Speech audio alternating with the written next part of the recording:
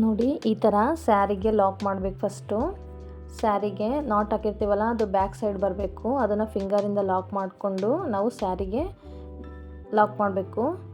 Next ಪಕ್ಕದಲ್ಲಿನೇ ಇನ್ನೊಂದು ಸಲ lock ಮಾಡಬೇಕು.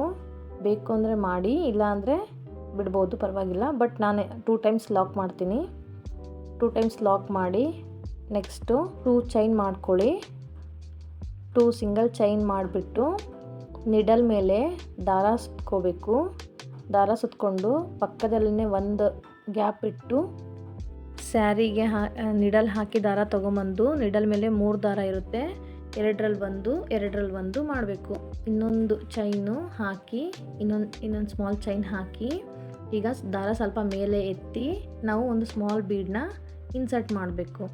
3 mm ಬೀಡ್ ಹೇಳಿದಲ್ಲ, ಆ ಬೀಡನ್ನ ಇನ್ಸರ್ಟ್ ಮಾಡಬೇಕು. ನೆಕ್ಸ್ಟು ಬೀಡ್ ಲಾಕ್ ಮಾಡಿ ನಿಡಲ್ ಮೇಲೆ 1 ಟೈಮ್ ದಾರ ತೊಗೊಂಡು ನಾವು ಅದೇನು ಗ್ಯಾಪ್ ಇರುತ್ತಲ್ಲ ಆ ಗ್ಯಾಪ್ಗೆ ಹೋಗಿ ದಾರ ತೊಗೊಂಬರ್ಬೇಕು. ನಿಡಲ್ ಮೇಲೆ 3 ದಾರ ಇರುತ್ತೆ, 2ರಲ್ಲಿ ಒಂದು ಮಾಡಬೇಕು. ಮತ್ತು ನಿಡಲ್ ಮೇಲೆ ದಾರ ಸುತ್ಕೋಬೇಕು. ಮತ್ತು ಅದೇ ಗ್ಯಾಪಲ್ಲಿ ಹೋಗಿ ದಾರ ತೊಗೊಂಬಂದು 3 ದಾರ ಇರುತ್ತೆ, 2ರಲ್ಲಿ ಒಂದು ಮಾಡಬೇಕು. ಮತ್ತು ಅದೇ ಥರ ನಾವು ಈ ಹೋಲಲ್ಲಿ ನಾವು 4 ಅಥವಾ 5 ನಾವು ಡಬಲ್ ಕ್ರೋಶನ ಹಾಕ್ಬೋದು. ಸೊ ನಾನಿಲ್ಲಿ 5 ಡಬಲ್ ಕ್ರೋಶನ ಹಾಕ್ತಾಯಿದ್ದೀನಿ. ಸೊ ಈ ಥರ ನೋಡಿ ನೀಡಲ್ ಮೇಲೆ 1 ಟೈಮ್ ದಾರ ಸುತ್ತಕೊಂಡು ಆ ಗ್ಯಾಪಲ್ಲಿ ಹೋಗಿ ದಾರ ತೊಗೊಂಬಂದು 3 ದಾರ ಇರುತ್ತೆ, 2ರಲ್ಲಿ ಒಂದು ಮಾಡಬೇಕು.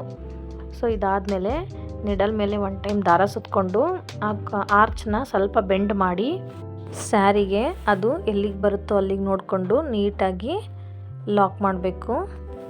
ಈಗ ನಿಡಲ್ ಮೇಲೆ 3 ದಾರ ಇರುತ್ತೆ, 2ರಲ್ಲಿ ಒಂದು ಮಾಡಬೇಕು.